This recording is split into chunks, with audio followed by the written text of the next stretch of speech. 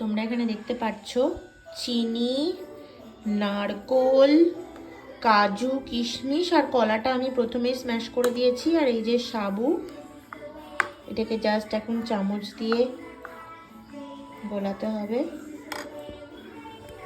No compromise সব কিছু দিয়েছি আমি, নো কম্প্রোমাইজ সব কিছু দিয়েছি এর মধ্যে। মানে চিনি তো না, 3 চামচ চিনি দিয়েছি আমি এতে ঢেলে, জানি না এর মধ্যে না আমি সামান্য, এটা অপশনাল অনেকের জন্য, সামান্য একটু স্লাইড পিঞ্চ অফ সল্ট দেবো এর মধ্যে, জাস্ট ব্যালেন্সের জন্য, যেটা বোঝাও যাবে না, বাট মানে মিষ্টিটা একটা অন্যরকম লাগবে, একটুখানি লবণের জন্য। আর এটা স্পেশালি আমার ননদের খুবই পছন্দ, আমারও পছন্দ। তো যদি আমার ভিডিওটা দেখে থাকো দিদিভাই, চলে এসো খেতে।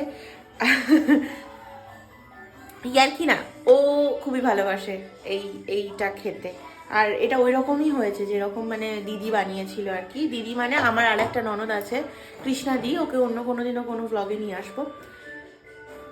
তো ওরকমই হয়েছে, কাঁচা দুধ দিয়ে অ্যাকচুয়ালি বানালে আমার মনে হয়। আর এর মধ্যে কাজু কিশমিশ দিয়েছি, যদিও কাজু কিশমিশটা না আমার খুব একটা ভালো লাগে না, মানে মুখে কিছু ঠেকুক এটা ভালো লাগে না দুধ সাবুতে।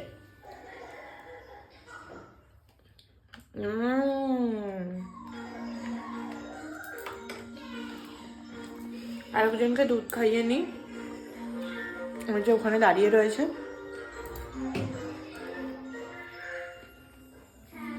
ততক্ষণে না যেহেতু রেডিমেড নারকোল, ওটা দুধে আর একটু ভিজলে আর একটু ভালো লাগবে।